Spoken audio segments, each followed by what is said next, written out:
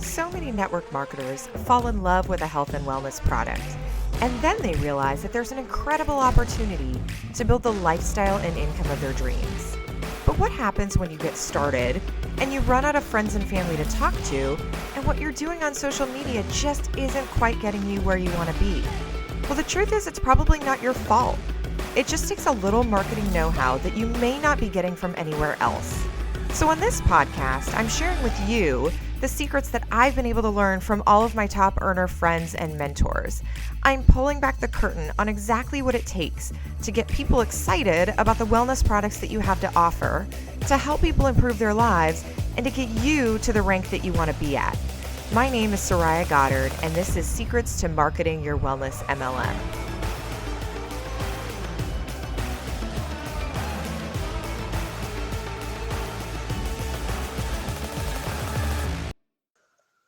All right, here we are. Hey, everybody. How are you? I am going live because I want to talk about Instagram, which, if you followed me for a while, you know that this is my favorite topic. Absolutely love it. It's so funny. I actually can't see myself right now. So say hey, let me know you're here. If you're listening to this on the podcast, welcome, welcome. So I'm going to dive right in. Here's the deal. I used to suck at Instagram, like big time. Like it was really embarrassing. Really embarrassing. I I had no idea what I was doing, and I had to give it to myself. It really isn't that embarrassing because everybody starts somewhere. I was not one of those people that knew what they were doing right from the get-go. Have you seen those people where like they're just naturally good at it? That was totally not me. I had no idea what I was doing. I started on Instagram about 5 years ago. And I was just posting pictures of my products. Like I literally, if I wanted to sell this chapstick, I was like posting a terrible picture of the chapstick. It's not my product, but you get the idea. And nothing worked. Nothing worked. And I was searching the internet for tutorials and I was watching YouTube videos. And basically, I didn't have anyone to share exactly how to build a brand, how to connect with people, like all the things that you should do on Instagram. We'll talk about what to do here in a second. All I knew is that I wanted to be like the people that I liked following. And so at first, all I did was basically not copy the post, but like take inspiration from people that I followed. And none of that worked. None of that worked. So I spent months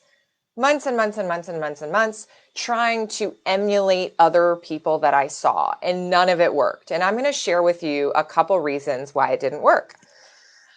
Excuse me. And I'm sharing that with you in hopes that some of this will resonate. I want to encourage you. I speak to so many people who are frustrated with Instagram and feel like they've spent so much time there and that it's not worth it. And I want to give you some hope. And then just on a practical level, I'd love to just give you some tips that I think might help you. Maybe it'll allow you to do some reflection and say, oh, that's totally me. I didn't realize I was doing that. So let's get started.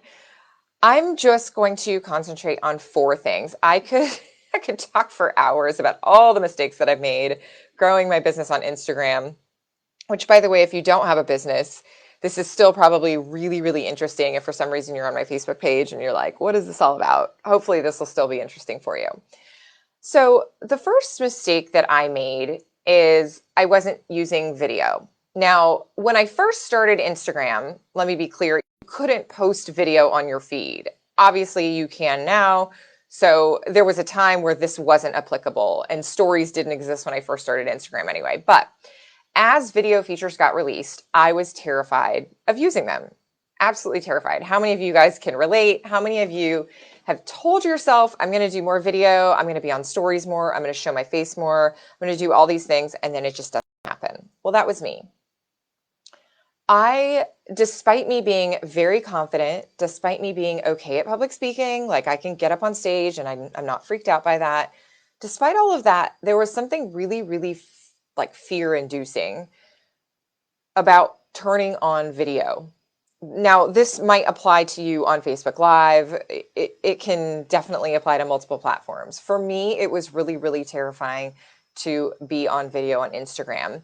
And for a while, I didn't understand why. It's only now in retrospect that I realized that I was terrified of showing up fully. What do I mean by that? I was really scared of, number one, telling people that I had a business. Number two, I was not confident in the way that I was building my business. And so all of that really reflected in my lack of willingness to be on camera. And so if you are scared to be on camera, I would encourage you to dig a little bit deeper, maybe get out a journal, maybe really do some reflection about why. I find that when I have coaching clients or teammates, anyone that I talk to that's terrified of being on camera, they're not confident in themselves. Not just like physically, although that can sometimes be it. Usually it's that people aren't confident in what to do, how to show up. And so if that's you, I want to just encourage you for a little bit that you are awesome and people want to hear from you. You might not be like the other people to your left and your right, and you might not be like the other quote unquote influencers or top leaders or whoever that you see online. But I will tell you that that is what makes you special. And that's exactly why people want to follow you. They want to follow you on video and they want to see you. They want to see your personality. They want to see where you live and what you do and like what makes you unique. If you don't show that kind of stuff on video, static pictures just never convey your personality. They don't. You don't get the depth. You don't really feel like you know someone through static pictures alone.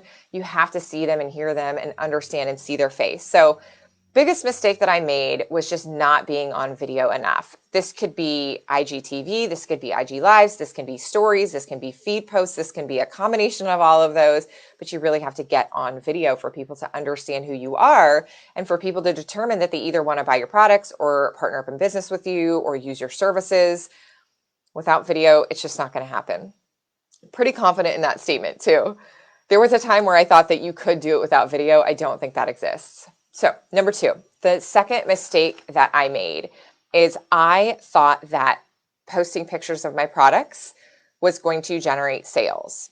Now, sometimes it can, but it certainly won't alone. There was a day, maybe back like 5 years ago, where you could fill your feed up with some really beautiful product posts, like magazine-worthy product posts, and people would eat it up. Those days are long gone. So here's the problem with product posts. They lack context. However, the good news is that with the right context, product posts can actually do really well. What do I mean by context? Well, first of all, in order to me as a consumer, if I'm a consumer and I am looking at an Instagram post about a product and I see the product, I have to understand a couple things that provide context. Number one, I have to understand what it does, like what does it do for me? I have to understand that it's a thing that I might need. I have to understand that this product specifically can solve a problem for me. And then it also helps to understand some context about how it's used or like maybe a testimonial or some social proof. So most of the time when a product post falls flat, it doesn't have the context that your potential customer would need to think, oh yeah, I could totally use that. Because just showing a picture of the product alone is not enough usually. Usually the person doesn't understand what's special about the product, doesn't understand what the product benefits are, doesn't understand why that particular product is unique versus any of the other products. Like there's all sorts of things. So anyways, context, without making this a whole, episode about product posts, context is everything. So the good news is though, is that you can certainly demonstrate your products. You can certainly talk about your experiences with them. You can certainly share social proof. You can, there's all sorts of ways to really give context to why your products are really cool and how you use them. But without that, just a really beautiful picture is never going to cut it. I invested a lot of money in a stock photo site for products, and I wish I had that money back because none of that worked. Okay, third mistake that I made, and let me know if the comments, if any of this is resonating with you. The third mistake that I made is I thought that I needed the swipe up. I thought I needed the swipe up feature to make sales on Instagram. How many of you have felt like, oh, if I only had the swipe up, if I only had 10,000 followers on Instagram, it would be so easy. I would just link to my whatever, my starter kit or my, entry product or whatever it is that you're selling, and it'll just fly off the shelves, right? Here's the deal. That swipe up is not magic. That swipe up changes absolutely nothing about your marketing other than the fact that people can take one less step to get to a link. So if you don't have the swipe up, you just send people to your link in bio. Not that big of a deal. So they click on one thing and then they maybe click on another thing. Like if you have a couple links on your link in bio, it's one less step, but that's it. Like that's literally it, right? So I don't know why I used to think that having one less step, one less click was some magic bullet that was going to get me all the sales, right? It just doesn't work that way. But here's what happened is because I didn't have the swipe up, I was less likely to share what I wanted to share. Because I thought, oh, no one's going to buy it, no one's going to want it, blah, blah, blah, blah, blah. None of that's true. Here is the truth about not having a swipe up and making sales. You can make just as many sales without having a swipe up. In fact, I think it's almost an advantage because you can't just lazily put a picture of your product there and say, hey, swipe up to get it. The good news about that is you have to think about the psychology of why people would want to buy your product. Again, this gets back to the context. You want to show people what the benefit of your product or service is. You want to talk to people about your personal experience, if you have a personal experience with that product, or maybe a personal experience from a customer or a neighbor, whatever, right? Share how someone has used this to better their life and what has changed in their life. Did it make them happier? Did it make them healthier? Did it make them more confident? Did it make them feel more sexy? Like, what is the benefit? Not like the surface benefit, the real benefit, the real reason why they're going to pull out their credit card and buy it. So you've got to talk about that. But at the end of the day, you still have to make an offer. Like just putting a swipe up, yeah, sure, that would be cool, but like it's still not going to do the selling for you. You have to do the selling. You have to describe what the benefit is, make sure that that person can clearly understand that it would make a difference in their life. And then you have to give them some sort of a prompt or call to action to really take the next step. Again, it can be a swipe up, but it can just as easily be, hey, go to the link in my bio and take a look at what it is, or DM me or comment below. There's 100 ways that you can give people a prompt to take an action that will further the conversation to lead to a sale. Okay, so never ever think that you have to have a swipe up to make sales on Instagram. I am living proof of that. I still don't have the swipe up. Yeah, it'll be nice. I will love getting over 10,000. But guess what? I can count dozens upon dozens of 6 and 7 figure earners that don't have a swipe up. So never feel like that is limiting you. Do not worry about it. Okay. Last thing I want to talk about, the last mistake is I used to be terrified to sell. I used to be terrified to sell. And there's a lot of reasons for this. I was not confident in having people see me. So like I'm now recording this right now on Facebook Live where everybody in the world can see me. My friends, my coworkers from the military, bosses, family, relatives, they all know I have a business. They all know. And in the beginning, I was terrified of that. I was terrified for people to truly see me. And I hadn't found my voice yet. And so it was so much easier in my mind to just post some stuff on stories instead of like fully coming out and really talking about something that I'm passionate about. That's number one. I was terrified to be seen. Number two, I didn't really understand how to sell. Again, this gets back to what I was talking about earlier. I didn't get the mechanics of it. I didn't understand what I had to talk about in order for people to want to take the next step. And so for that reason, I held back. Additionally, as time went on and things weren't working as well as I was hoping, I was getting a little bit discouraged. And I thought, well, I'm clearly doing something wrong. And then there was the whole thing of like, a lot of people tell you, there's just a lot of bad advice, in the world, on the internet, about Instagram, you name it. And some of the advice that I was hearing was, oh, well, it's not selling, it's sharing. It's not selling, it's sharing. Yeah, sure. But at the end of the day, I want to make a sale. And that's a really good thing. There's nothing wrong with wanting to sell stuff. For some reason, we tell people that selling is bad. I don't want to be salesy. No, being salesy, I understand what people mean when they say that, but like we should turn the word salesy into something good, because when I think of sales, I think of me being able to solve a problem for somebody. Like I can help them with something. I know that I have products that are going to radically change your life. I have no doubt about that. If I can get them into your hands, I don't have to worry about you getting results. You're going to get the results. I just need to share with you enough information that you're going to want to pull out your credit card. That's it. That's sales. I'd love for you to think about the last time that you were super pumped about ordering something.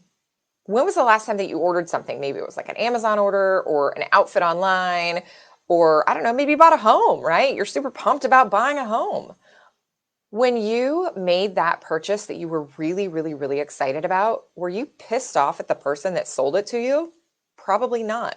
You were probably really excited about it. Probably very excited about it. Probably thankful that that person sold you that thing because it's so damn awesome. So why do we then get really small and timid about selling things? It's because we're not confident in ourselves. It's because we're not confident in ourselves. It's usually not that we're not confident about the product or the service. Like we're usually very confident in that respect. We're not confident in ourselves. And so ultimately social media, just like being in business in general, is a personal development journey. And it forces you to get out of your comfort zone. It forces you to get in touch with your values and figure out who you are and be confident with that and be okay with showing up fully as you are online. It is a journey though. So if any of you are not there yet, and I see some comments like people are struggling to grow their Instagram presence, like first of all, don't be discouraged because I have been there, as have so many other people. That's the first thing. Second thing is just, oh, there's my dog. That's Olive. The second thing that I would recommend that you do is just take a look at the things that I touched on today. Like, are you using video enough? Are you simply posting product pictures thinking that people are going to buy your stuff? Are you waiting for a swipe up or some magical thing, some feature to change your world on Instagram? And really, are you understanding the psychology of what it takes to sell things online and how to serve other people by making an offer? Are you timid about your sales? Are you actually making an offer consistently? So that's the other thing. That could be a whole different podcast episode. Like, are you consistently making an offer? You can't just advertise that you have something for sale once every 30 days and expect to grow a business that way. That never works. So are you doing those things? That would be the second place. Like, just take an inventory of that list. But the last thing is know that you can get some help. And this is where I'm going to unabashedly and unapologetically tell you that I can help you with this, because I've been on this journey and I have gone through this growth process. I have learned about myself. I have taken umpteen courses, coaches, you name it. And I finally figured out how to grow a business on Instagram. And so I want to give you the ability to learn the same from me. I'm going to be releasing a updated version of my Instagram course next week. And so if you would like to have first access to that course, there's going to be two options. There's going to be one option for a course only, meaning you'll get the videos and you can go through it at your leisure. There's going to be a second option though, that you can work with me in a guided program. So you will get these videos as I record them, but you will also get coaching from me directly along the way in a group setting, a small group setting, but you'll get coaching from me. So I will get eyes on your Instagram feed. I will be able to give you feedback. I will be able to answer all the questions that you have, all of that. So there's going to be a good fit for everybody. Some people really just like courses and they want to be able to just watch the videos and move out and do their thing. And some of you are going to want some additional assistance from me. And so if either of those are interesting to you, I would say you need to get on my wait list. So I've never done this before, but it's actually working out really, really well. I want to know the people that are hungry for this information. And what I'm going to do is, if you are one of those people, if you go to sorayagoddard.com/waitlist, WAITLIST, waitlist, if you go there, you can put your name on a list and you will get, number one, first dibs for this course and program. Number two, you're going to get a special early bird price. It's my little way of just saying thank you very much and I appreciate you and honoring that you come here and consume my content and you're kind of in my world, and I am so grateful for that. You'll get special early bird pricing and a special bonus, which I haven't announced yet. So go on over to sorayagoddard.com/waitlist. I would love to get you on that waitlist because really, and again, this is what I was talking about earlier about selling. I have the ability to help you, and I am so positive about that. There is no way that you can go through either this course or this program and not improve. So all that said, go to sorayagoddard.com/waitlist, sign up there. But ultimately, whether you do or do not join my program, I want to help you. And I show up consistently on Instagram, serving as many tips and perspectives and things that I can to help you make sure that you get your word out. You know, Instagram is just a platform. It may come, it may go, who knows, 20 years from now, Instagram probably won't exist. So it's a platform for your message, and you have a really important message. Some of you have products that can change people's lives. Some of you have business opportunities that can change people's lives, but you need to use Instagram to get your message out. So whatever you do, no matter if you are getting on that amazing wait list, which I highly recommend, or not, look at Instagram as a way to get your message out. Try different voices, try different ways of communicating your message, but the goal would be to share what you know is so important with the people, the very real humans on the other side of that phone screen. So I hope that helped. Again, go to sorayagoddard.com/waitlist, put your name there. You will have to do the little confirm email, right? Because we don't want to put anyone on an email list who doesn't want to be there. And you will get first dibs on my course and the VIP version of that course, which includes guided coaching from me, as well as you'll get early bird pricing and a special bonus. So I hope to see you over there. Talk soon. Hey friends, I hope you enjoyed Secrets to Marketing Your Wellness MLM. Before you go though, I have something for you. If you are looking to grow your audience online via social media so that you can have people getting excited about your products and reaching out to you to learn more, then you need my cheat sheet that has 50 health and wellness Facebook Live topics that will attract an audience to you. It also walks you through the secret 4-part formula that you can follow on both Facebook and Instagram that is proven to have people reaching out to you. And when you get it, I am also sending you guys an audio file for those of you who love to listen to the information on the go. You can get both of those things at www.sorayagoddard.com/podcast. Again, that's sorayagoddard.com/podcast. SORAYAGODDARD.com/podcast. Thanks so much. Chat soon.